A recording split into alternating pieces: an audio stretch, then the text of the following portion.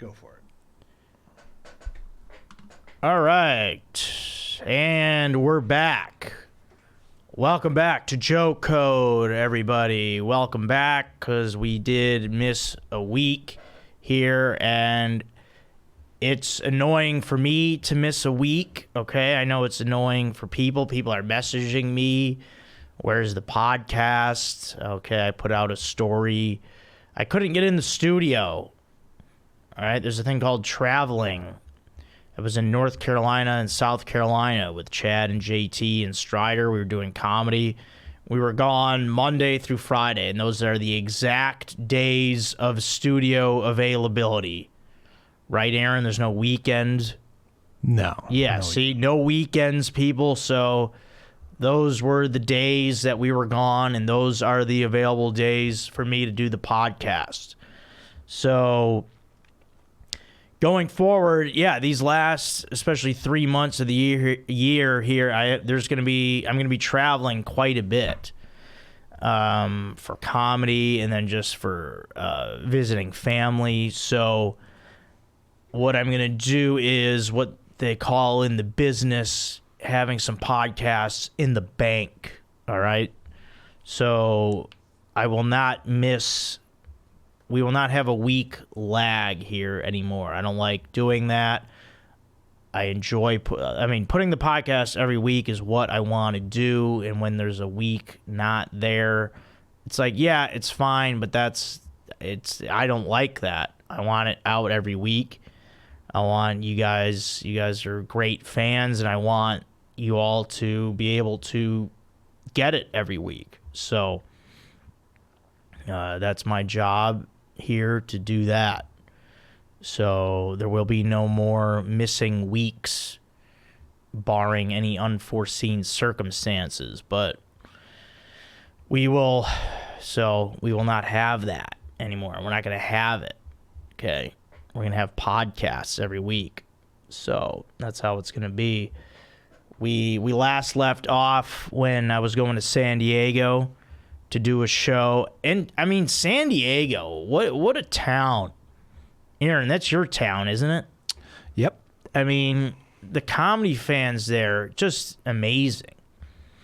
We did a brewery, 450 people. Wow. Just packed in next to the beer tanks. You know, just a show in the brewery, in the warehouse. Just, it was insane. They set up a stage. You know, you got the big giant tanks of beer next to you. Just a beautiful atmosphere of all these wonderful San Diego people. Bunch of beautiful people. Beautiful men and women. It's just a sight to see. Pizza, beer, farts, you know, everything. That happens when there's a lot of pizza and beer. We were letting them go in the green room, I'll tell you that. But yeah, a lot of fun with the boys. In San Diego from LA, always 3.5 hour drive, no matter what. It's a given. And there's really nothing you could do about it. JT tried to blame me because I was running late, but Friday afternoon, LA to San Diego, it's 3.5 hours. Yeah, on a Friday afternoon for sure. Yeah. Could be worse, but yeah, I usually leave after 8 p.m. Yeah, we actually wound up leaving at 3. We wanted to leave at 1. You know, I was doing my podcast. We left at 3. We got there at 6:30. The show's at 8. Big deal. We had plenty of time. So we had fun. Stopped at JT's mom's on the way back. Ate some good food. And yeah, just had a great show. You have to drive it. What are we going to start flying LA to San Diego? I guess we could. Because I'll tell you what, when we were in North Carolina last week for comedy, we took a flight that was 26 minutes. Oh, wow. The shortest flight I've ever been on. Yeah, I timed it. Because we flew from LA to Charlotte, and our first show was in Greensboro, North Carolina. Charlotte to Greensboro is an hour and a half drive. But we booked a flight. Whoops. So yeah, I don't think we went above, I think it was 9,000 feet we topped out at. It was just a straight up and down, just a little hop, skip, and a jump. Kept it below the hard deck. Yeah. A little skip over to Greensboro. So yeah, that's probably the shortest flight I'll ever be on. That was pretty funny. It was 26 minutes. I timed it from takeoff to touchdown. So, but yeah, we had a great time in North Carolina. Greensboro, I don't know if we saw all of it, but the parts that I saw, it was just strictly chain restaurants. I don't know if there was more of a downtown area that we missed, but we were getting a lot of Applebee's. There was a lot of Red Lobster going on, a lot of Hooters happening, TGI Fridays going on, Burger King's happening, Starbucks all day, Target, whatever you wanted. We had all that going on. And actually had my first Cracker Barrel experience. I had never been. I've never been. Oh, just amazing. Yeah. Yeah, just the friendliest staff. Everyone's just happy in there. Cheap prices. You get with all the breakfast, you get these biscuits and gravy, and the biscuits are just perfect. They're just fluffy and delicious, and they give you this gravy with it that, oh man, it's like a mix between like brown gravy and then like whitish kind of, yeah, it's perfect gravy. So it was awesome. And I was like, the people in Carolina, because they have Waffle House too, and I was like, I got like booed at one of the shows for saying that I thought Cracker Barrel was better. I guess that was a mistake. Huh. I mean, it is to me. I mean, I guess Waffle House is good for what they do, but it doesn't seem like there's a lot there. Cracker Barrel's got the whole big menu. They got the little general store going on inside. You could do some shopping. I just feel like they're two different style of restaurants. Am I wrong? Yeah. I guess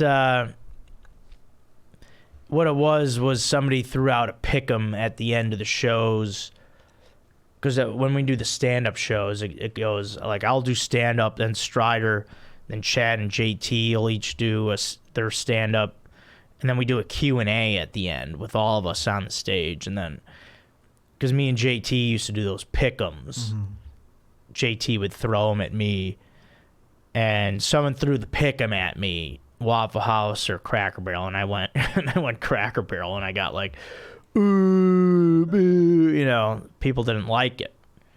But yeah, it's different style. Waffle House is more late night, more of a drunk eat thing. So it's a diner, and Cracker Barrel always feels to me like a little more of a restaurant. Yeah, Cracker Barrel is like has a very homely feel to it. It's a nice restaurant. Whereas, yeah, Waffle House is just your greasy diner. Yeah. Which is fine. I'm into it. Totally, yeah. I'll fuck up a Denny's. Yeah. Yeah, I will too. I think the closest Cracker Barrel to us is Fontana. Okay. Oh, there is some out here. I mean, that's not out here. That's, an hour away. Well, Fontana's far. But I didn't think there were any in California. Yeah. So that's cool. Yeah, I had a good experience with that. Yeah, Charlotte's great town, great people. And then we went to Greenville, South Carolina, which is just that's a beautiful small town. Great little happening downtown area. Main Street. When you got a main street and then that's the downtown, I'm into that. I love me a Main Street. I'll do a Main Street all day. I'll go to your little shops. I'll go to your ice cream parlors. I'll drink your beer. I'll do all that. That was a good time. Yeah, we had a blast. Were these all clubs or? Yeah, we did all comedy zones. Oh yeah. Yeah, they were. Yeah, the club was called the Comedy Zone. That was all of them. Yeah, all out there. Yeah, all one night each. Yeah, Tuesday, Wednesday, Thursday. So midweek, we got people out in the middle of the week on their work nights, on their school nights. Got people out drinking. Hopefully we didn't. Yeah, actually, we probably messed up some work days for some people. Out boozing on a Tuesday. I bet your Wednesday wasn't too good, Greensboro. I bet you guys were a little sluggish at work. Yeah, I'll tell you what, I was a little sluggish too. Yeah, because Tuesday and Wednesday, we drank pretty good, and then by Thursday I was done. Greenville, I was just like hanging out. I'm like, all right, I got to get out of here. That was enough for your guys' beers for me. But yeah, that was the thing. That's interesting because usually you do like weekend runs. We did midweek, like straight up the weirdest days. Like Tuesday, Thursdays. Yeah, usually Thursday is a thing. There's Thursday shows typically, but yeah, Tuesday, Wednesday, Thursday. So it was an interesting little run of days because I think from here on out we're just doing weekends. So that was pretty funny to do midweek like that. But yeah, we had a good time. And then the only thing was different hotel rooms every night, 3 different hotels. So I didn't sleep very well, which is going to take me to This Sucks for this week here to start off. And This Sucks here is going to be soft pillows. Okay, hotels. All right, can we have firm? Can we add firm to the repertoire? All right, okay, you have a couple soft pillows. Can I get a couple firm mixed in? All right, not everybody wants their head just going right through to the mattress, okay? Some of us have like stiff, thick shoulder blades and like have a lot of tension back here. Okay, so we need firmness. All right, Hyatt Place. Okay, I need firmness. Marriott, even the Marriott. Come on. The Marriott, you guys have been in the game forever. All right, give me firm. I want a firm option. All right, okay, you got 4 pillows on the bed? Fine. There's 3 soft. Give me 1 firm. Just 1. All I need is 1. I can get away with 1. I prefer all firm. I would, but I'll go 1. Once, Aaron, there's no way you're a soft pillow guy. You got to be a firm guy, right? Yeah, I think so. At least more on the firm side than soft. I mean, I'll go as firm as they come. I'll sleep on if there's under that pillowcase, if it's steel, I'll sleep on it. I'll sleep on plywood. All right, I want it hard. Okay, give it to me hard. I'll sleep on whatever a cup is made out of that you put around your ball sack. All right, I'll sleep on that hard plastic. I'll sleep on fiberglass. I'll sleep on this table right here. All right, I don't want any kind of cushion whatsoever. Give it to me hard. Give it to me straight, and that's how I want it. Beds. Now, fans, don't cut that out and cut out the beds part. Yeah. On the way back, we had a layover in Chicago for a couple hours, which felt weird to me because I was like, I want to stay now. I want to go see my family and my friends, but I will be there end of October. And then I plan to be there for a good week over Thanksgiving and another week over Christmas. So, yeah, that's going to be a lot of time spent over there, and then a lot of travel dates with Chad and JT. Doing a lot of comedy in Cider as well. We'll be along for the ride. So it's going to be a fun fourth quarter of the year for all you business nerds out there. Yeah. Yeah, because like I was talking, like I think my cousin said that because I said I was going to be home a lot the last part of the year. He's like, all right, we'll see you in the fourth quarter. I'm like, okay. Was this a freaking game, man? It used to be that if you were at the airport, people could come visit you. But it's not that. Oh, really? Yeah, if you had like a long layover? Yeah. Oh, yeah, not anymore, huh? Yeah. Yeah, can't get through security. Thanks a lot, 9/11. Yeah. Man, really, people really? You could? Yeah, you used to be able to take and pick up people up off at the gate. Oh, yeah, because back in like movies and stuff, they would have people in there, and yeah, that's right. You could go all the way in, huh? Yeah. Especially if you're like a kid traveling by themselves, right. Could now, did that go all the way up until the 90s? Oh, yeah. Yeah. Yeah. Yeah, because that's about when we started flying. Yeah, I think the first time I was on a plane was probably like 1994. Yeah, it was when we went to Vegas. We used to take these Las Vegas family trips with my grandparents, which was a lot of fun. Because then back in the 90s, Vegas had this big campaign where they started to market towards kids, and they had all these arcades. Yeah. So they made it fun for kids. Yeah, I went a ton as a kid. Yeah, it was fun. All those arcades, and then the pool and the buffet. Yeah, I was into buffets back then. Still into buffets. Spent a lot of time at Excalibur, which I would probably not be caught dead in now. Yeah, hey, our Excalibur, I think, had the best arcade. Yeah. Excalibur was great. And then they had that Circus too is pretty good. Circus was pretty fun as well. They have like laser tag, which would. Oh, they did. Yeah. Yeah. See, now we're talking.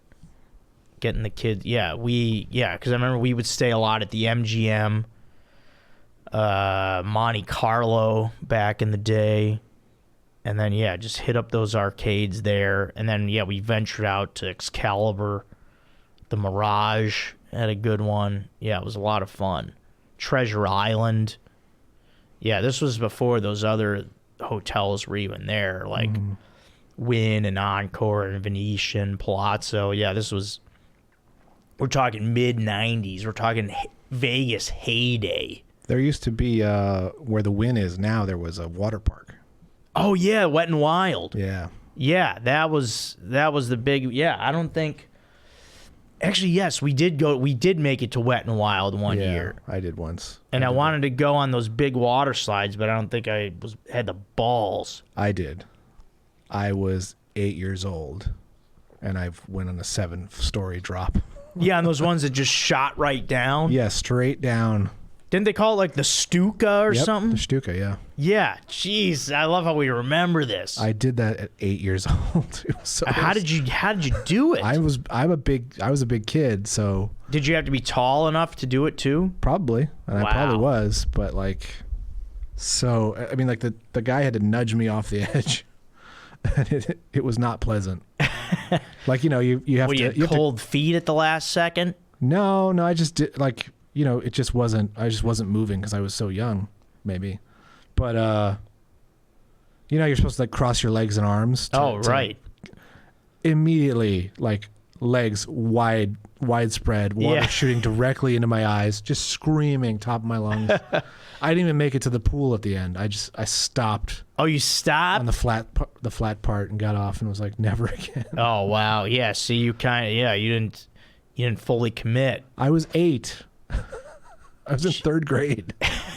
I shouldn't have been allowed to do that. Yeah, I don't know how you did. I mean, that's kudos to you for having the frickin' balls to get up there. Or the stupidity to not know the difference. Yeah, because I remember there was the one, too. It had, like, the closed door, and then it would open, then you'd fly down. Mm-hmm.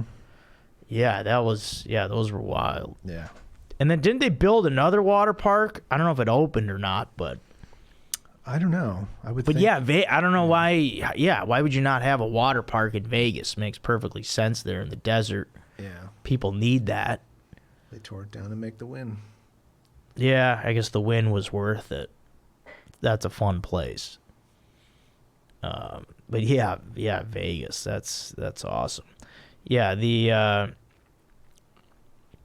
it's funny we're talking about the fourth quarter. I guess I have to comment on this. I didn't really want to, but the Bears losing to the Packers again. I try not to, like, I don't want to talk like too much sports, but it is kind of in my face here with it. And, I guess the logo of the show, I am wearing a Bears hat, so it does make sense. And then the Joe code is basically the Bears font. So I guess I have to comment on it. Plus, me and my friend Adam wanted to make a little Instagram video where we kind of just captured the agony of being a Bears fan, like the worst part of it. And it's just insane to me that Aaron Rodgers is 24-5 against the Bears. Like, for 15 years, we've had to deal with this. And it doesn't get any easier.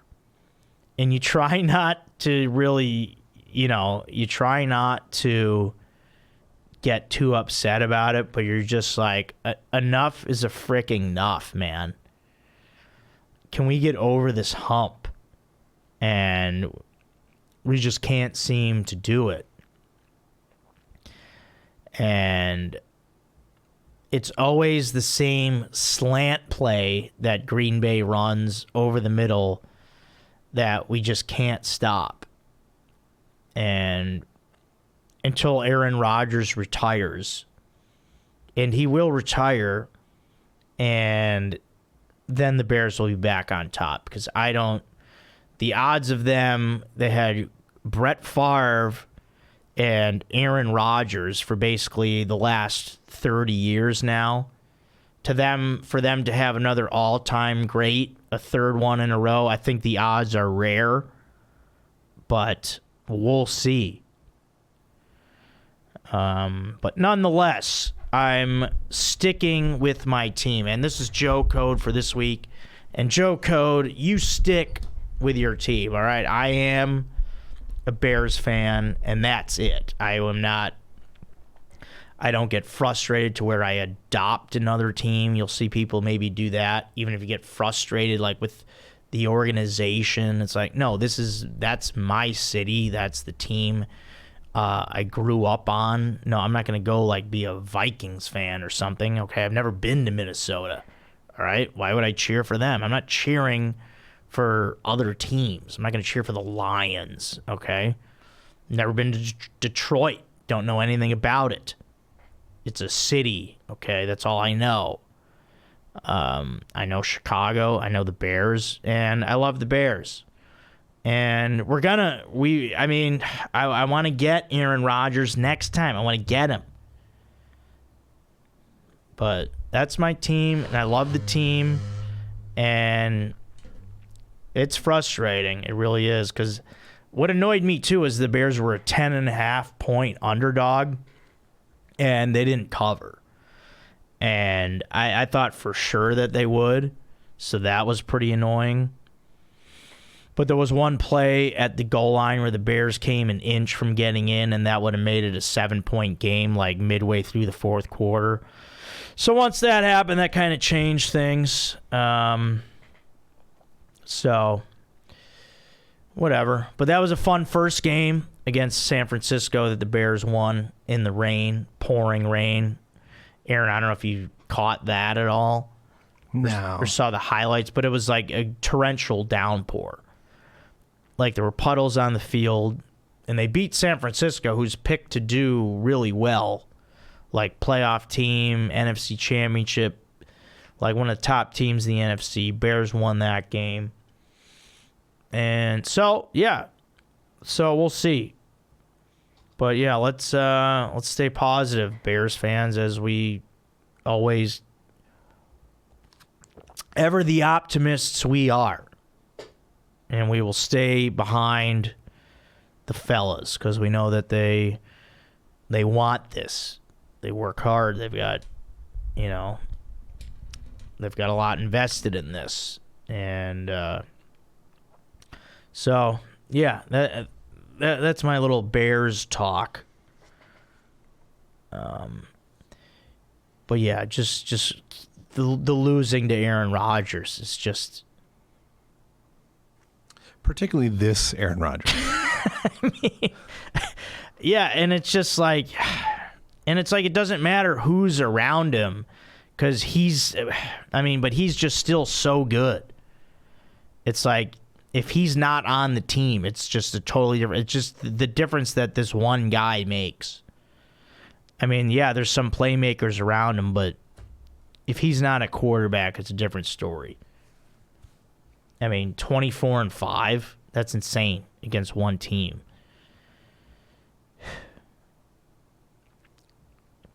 So, but all good.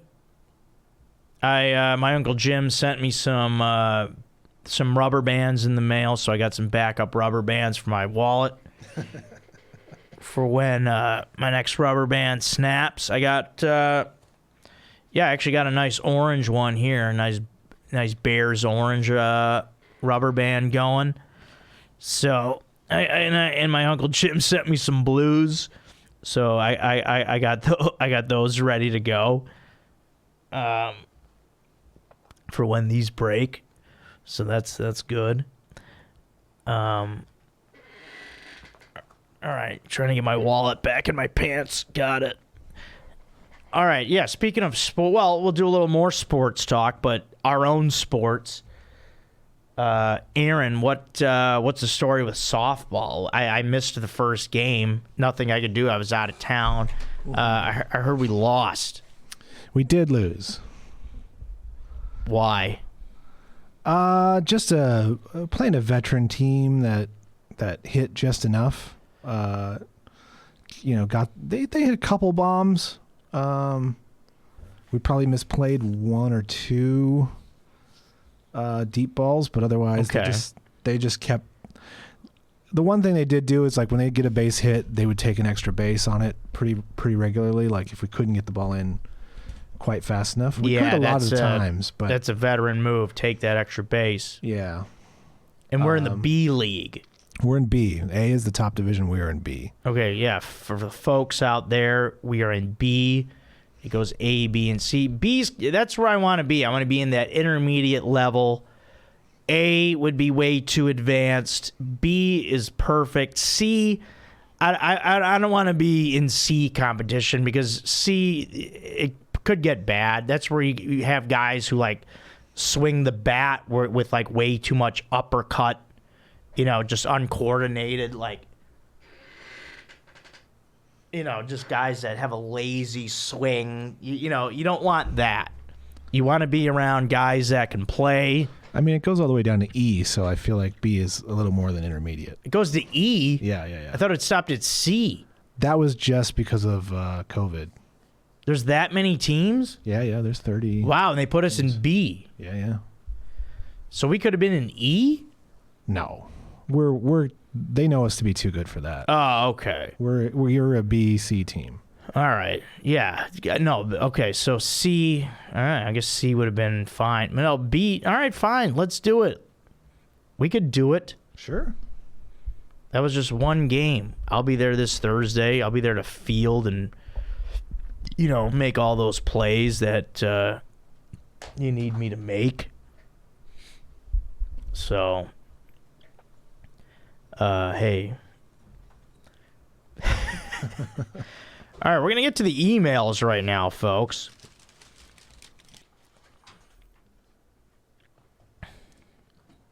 And once again, everybody, please email the podcast here. joecodepodcast@gmail.com. We take all of your emails, food, beer, and men related. And actually, no, we take everything. But, those are the hot topics. And we will get to some emails right now. Let's do that. Oh, yeah, and then also, guys, Cameo. I'm out there still doing cameos. Those are always a good time for me. Book me on Cameo. Just search for my name. You'll see my lovely head pop up as it's the Joe Code logo on there. And then, again, we do have the Patreon is active for $7 a month. You could join the Patreon. That's at patreon.com/Joe Code Podcast. So, without further ado, let's do some emails. And where I had my spot where I left off, and then I lost it. So that's cool. Here it is, I think. All right, let's start with this one from Jesse. What up, Joe? Number one here again. No big deal. Yeah, okay. Now Jesse was the first guy that emailed the podcast, and I saw him. He was at the show in Greenville, South Carolina. So he goes, just saw you in Greenville. Super funny, man. Great job. This really isn't a question, but I assume the co-ed softball league you mentioned in the show is the one you're on. In this one, is this the one you're on? You're in. Okay. This really isn't a question, but I assume the co-ed softball league you mentioned in the show is the one you're in with Aaron. Well, I just wanted to let Aaron know that you were trying to fuck the women on the team. Good show, man. Funny shit. Glad I got to see y'all. No, this is not, because I did a bit where I referenced different ways of picking up women, and that was, in co-ed softball was one of them. It's part of a bit that I do on stage, but Yeah. no, Jesse, this team is all men. But yeah, my co-ed days are done for now, unless somebody asks me to be on a team. But right now I'm playing with just the men. So yeah, that's it. Oh yeah, this guy had a question here. This is a good one. From Tyler. What up, Joe and Aaron, my esteemed brothers in all things beer, food, and men? Joe, I've got a little bit of beef with you and your culinary, quotes, expertise, he says. I don't know why you never talk about any kinds of Asian food ever. Like, come on, man. You live in LA, one of the best places in the country for Asian food. Korean, Vietnamese, Thai, Indian, hot pot. It can't all be tomato basil wraps and French fries. Even your hometown of Chicago has some great spots. For some reason, I think Aaron gets down with some Asian food on occasion. Aaron, help me out with this a little bit. How can Joe call himself a podcaster on food and not explore the cuisines of half of the world's population? Love, Tyler. All right, Tyler, that's a good point. Yeah, I do not talk about Asian food enough. That is a fair beef. I was a big Thai guy for a while. I'm a big pad see ew guy. All right, I do. Yeah, it's like and I get it with chicken. It's like a chicken, noodles with egg is in there and broccoli, and then like a brown sauce, little pad see ew. I do that. Yeah, I do Thai. I just I guess I forget about foods. I haven't had it in a while. And then I do like what was the name of that place? Yeah, I think it was called Joom Bangkok Thai, and then there's another place called Kung Pao Bistro that I like a lot. A place called 101 Asian Kitchen, and then of course I've been to Koreatown here in LA, and I've had the Korean barbecue, and it's fantastic. Yeah, just haven't been over there in a while. I literally have a bulgogi beef submarine that just got delivered to me. You have a bulgogi beef sub right now? Yeah, that's what Mike just dropped off. Okay, yeah. Yeah, that was Mike who popped in here, people. Yeah, when you saw me get distracted. He's the guy that runs the company here, so he can interrupt us all he wants, especially to give Aaron a sub. And why don't you guys let me fricking know you're ordering food? Okay, maybe I didn't have a lunch. Did you guys ever think of that for a second? No, I don't think you did. But yeah, Aaron, I don't see you as an Asian cuisine kind of guy. You're not really into that spicy stuff. I'll do Indian food. I can't do a lot of Asian food because I can't do shellfish. Okay. So even if it's not a shellfish dish, like it's a lot of times it's cooked on the same surfaces and cut with the same knife. So I can't even do sushi anymore, unfortunately. Yeah, I haven't had sushi in a while either. Yeah, no, I do. I know. I got to. I got to get back on my. I was doing Asian for a while, and it's good because a lot of it's healthy too. Yeah, I was definitely enjoying it, and I do miss it, but I can't have a lot of it now. But yeah, Tyler, I appreciate the email, and yeah, thanks for the reminder. Yeah, I'm gonna get back at it. Oh, we got a little follow up here on the guy that he was hooking up with this guy's ex that he hooking up with his friend's ex from like 7-8 years ago. Mm-hmm. And then he asked us, like, should I tell my buddy or not? Yeah. Like when they did in high school. And then let's see what he says. He says, "Hey Joe, I took your advice and I told him. He wasn't very happy, but he was more unhappy that I took so long to tell him." Yeah, no shit, Sherlock. That's what we said. That's what we freaking said. 38 years old. I know what I'm talking about. I have life experience.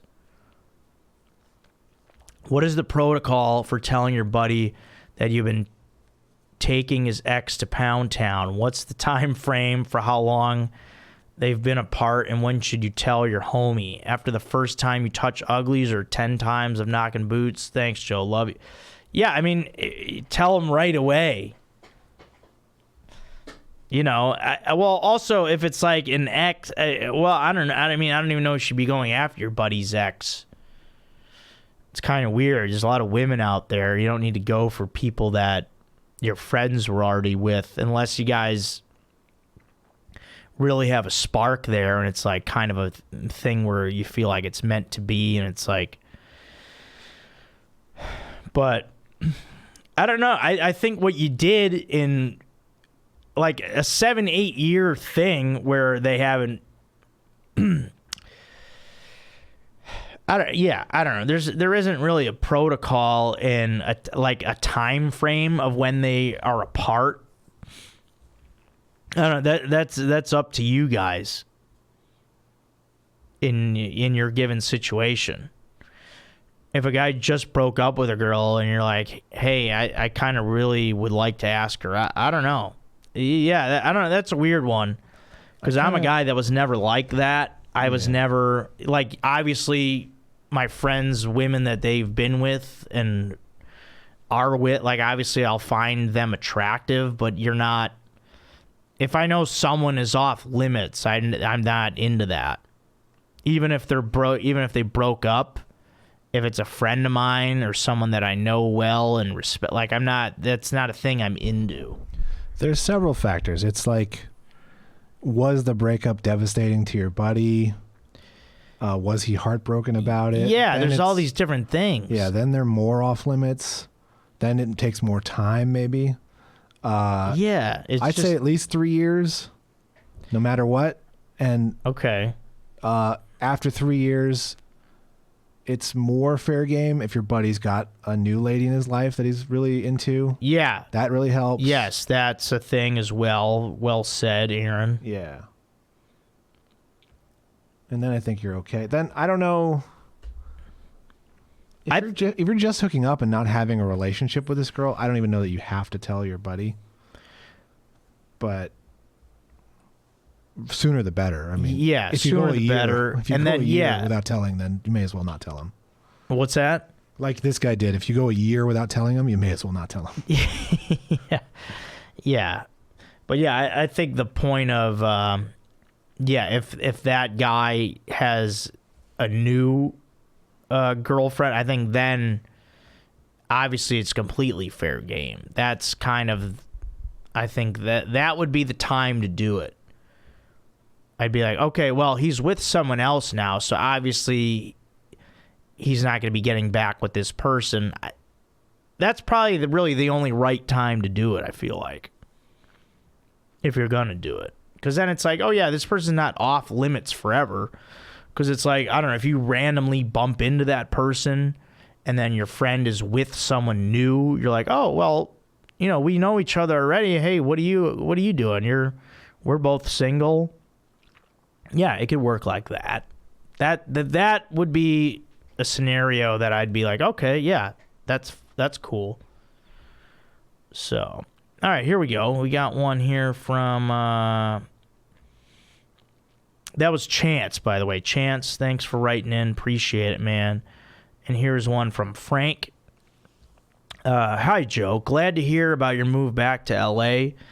and addressing mental health. Not many guys focus on it in a positive way. Thanks again for your Chicago recommendations from a show earlier this year. Ended up having a blast and was an hour late to a Cubs game since I forgot Chicago time is in another time zone. Okay. Anyway, next year I'm officiating my best friend's wedding. I'm a bit nervous, so I was wondering if you or Aaron had any words of wisdom for how to make sure it goes smoothly and that everyone will have a great time. It'll be a small event with close friends and family, but there will be a reception after with more people invited. Keep up the great work with Joe Code. Best, Frank. Yeah, I mean, if you're officiating the wedding, just be confident in what you're doing. Make the bride and the groom feel comfortable. Go through that training and know what you're doing up there when you're talking. Just make them feel safe and at home with you. And yeah, I mean, if they're your best friends, I'm sure you'll have a great time. Just nothing to really be nervous about there. If it's all close friends and family, have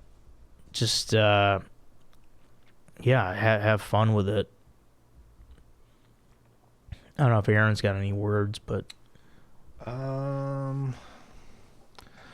mean, obviously, don't try too hard to be funny, but if you can be funny strategically, that's always good. Yeah, and keep it as short as possible.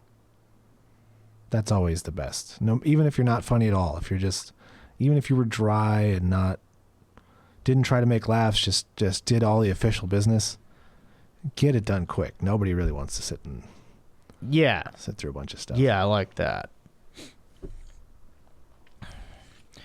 All right, cool. All right, here's one from Timon where he tackles food, beer, and men. So, hi, Joe. Food. Are you on team thin patties or thick beef patties on a burger?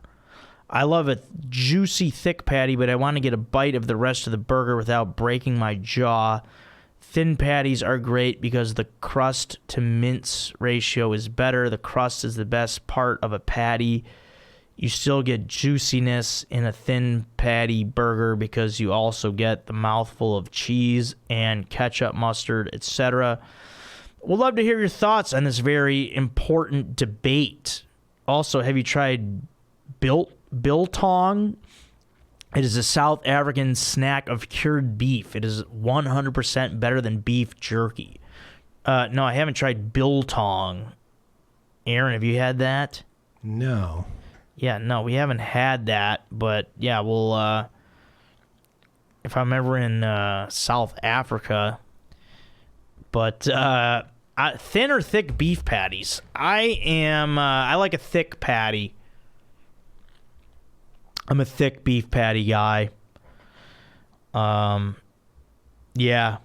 I love a nice juicy burger. Thin patties are fine. Like, I guess, yeah, if you're doing like a smash burger. But typically, yeah, I want a nice thick patty. I could kind of go either way. There's some places that do, like Yaki's over here in Burbank does a really good thin patty. Okay. And they kind of, they fill the sandwich with other, like a big, crunchy lettuce. Really is nice with that thin patty and nice crunch to it. I just get afraid with a thin patty if I'm getting too much, if I'm tasting too much bun. Oh. If I'm getting a lot of bread and then a very thin piece of meat, because sometimes places can do thin patty, but then the bun is like huge. So as long as there's balance with the beef to bun ratio, then I'm fine. So that's where I stand there. And then he goes, for beer, what are your thoughts on alcoholic cider? I think I like it more than beer. Yeah, I've had Angry Orchard. It's the alcoholic apple cider. I can't drink that because it's delicious. It's way too good. You could just drink it like apple juice, and then all of a sudden you're wasted. So I drank it once, and I'll never drink it again. But that's me. Some people have problems. Okay, I can't drink it, and because of that reason, I won't be able to sip it. It's delicious, but yeah, I think it's fine to drink. They taste good. There's a lot of good ciders. And then for men, he goes, I followed your advice a few weeks back and joined a rugby team. It is the first time playing again after years. The weekly practice is now the highlight of my week, so thanks. Not sure how this fits the men category, but the camaraderie of a team counts, I guess. All the best from Timon. Yeah, I mean, see, that joining a sport or having activities, yeah, you got to do it. It's great. You have that brotherhood and that camaraderie and the feeling of... yeah, you're just out there. You're doing things. You're taking your mind off. If you're stressed out about something, it's good to have something like sports to get you going. And let's see. Hey, Joe. All right, this is from Travis. Hey, Joe, Trey from Ohio here. What is the perfect amount of beers, 5.5% alcohol by ABV, alcohol by volume, for 1, a Thursday night at the house watching a football game with around 1 to 5 friends, 2, a Saturday night out with the boys, 3, Sunday football slate? All right. I mean, I'd say the perfect amount of beers for a Thursday night at the house watching football. I mean, I would say, maybe if you're just at the house, stick to 1 to 3 beers. Saturday night out with the boys, 5.5% alcohol. Try not to go too crazy. Just try to stay, Saturday night you're going to want to do a little bit. You'll probably want to be in that 5 to 6 beer range. And then a Sunday football slate. I mean, that could be a long day. And depending on how your Saturday night went, you may only be able to have like 4. That'd be like 1 a quarter for the game that you're watching. But if you saved up and you didn't go out Saturday night, you may be able to get 6 in there. You might be able to. That could be the right amount. And then let's see. He says also for the Patreon, you should add a feature similar to the community text platform where you can send out weekly Joe updates in real time to all the patrons or send out quick 1-minute videos or something throughout the week. I think that would dramatically increase the value proposition of the Patreon. Cheers. Okay. Something to think about there. I'll take that. I like that. Thanks for the ideas. So that's good. All right. Well, let's get ready to wrap this up. I got to do. We got some more emails. We had a lot of emails because I didn't get to some of them. You want to do some comments real quick? Other time? Yeah, we could do a couple comments. Okay. And then I'll do a "This is great," and then we'll wrap it up here. Let's see. Brian Santos on the Night Owl episode 63. Says, here's a deal for you, Joe. You hit 1 home run with video proof. I'll subscribe to Patreon for the year. Okay, fine. I'll film every at bat at softball. How do you like that?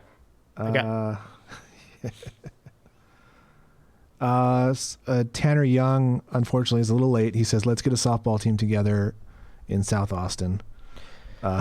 Yeah, I mean... You missed that one. Maybe I would have if I would be there, yeah. Let's see. Matt Orifice. That's a weird last name. No offense, buddy. On the episode where you first got back to LA, he says, this is my favorite episodes besides the one where you got scammed. Love the honesty in these situations. Yeah, those are both very vulnerable episodes. Yeah, the scammed one. Wow. That was a doozy. But yeah, I'm glad that people appreciate. Yeah, I mean, what can I do? I have to be honest in those situations, I guess, and I guess the raw emotion, I guess people appreciate that. There's one comment I definitely want to address. There's a guy who asks, did Chad and JT boke Aaron? Noticed he's only on Joe Code and History is Dank now. Cardinals suck, which you lost all credibility there. Yeah, I did. Yeah, I do remember seeing that comment. Yeah, it got a thumbs down. I don't know if it was me or you. I didn't thumb it down. No, that was me. No, I did not get boked. I am on the most recent episode. I'm just incredibly busy, and so are they. And I just can't make it out to recordings. You know, they're on the other side of town, basically recording. Yeah. With Jack, the editor, when I'm not available. It sucks. I hate it. I wish I could be there more, but I'm just pretty booked. I mean, here you in still studio. do a decent amount of their episodes, though, right? Yeah, we did a couple. We banked a few before the show came out, so I was on a few of those as well. Yeah, so Aaron's around. Yeah. Oh, yeah, did he say I only hear him on Joe and Strider? Oh, Yeah. he was saying specifically for Chad and JT? Yeah. Okay, yeah. Yeah. Obviously, Joe Code and Strider are here in studio, so I'm here, but it's harder to get out to JT's place to record sometimes. Yeah, it's a lot farther. So, yeah. All right, cool. Well, let's let me do a quick This Is Great here. Now, This Is Great is a nice steak dinner. Now, we wrapped up our little tour in the Carolinas at a place called Hall's Steakhouse. I don't know if that's the exact name, but it's Hall's something in Greenville, South Carolina.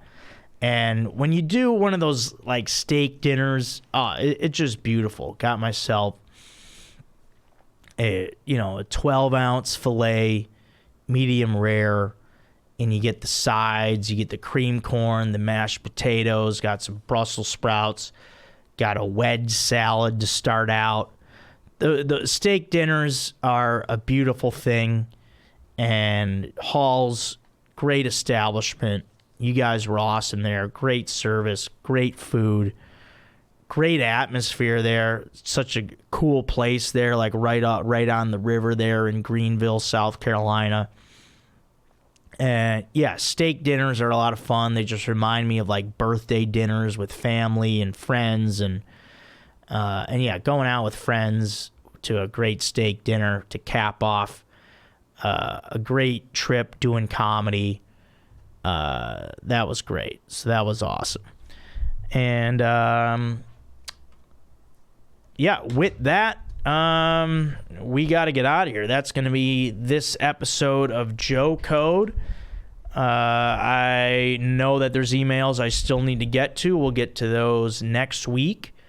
So yeah, everyone, thanks a lot, and great to be back. And Joe Code will be out every week for the foreseeable future. We will not have gaps.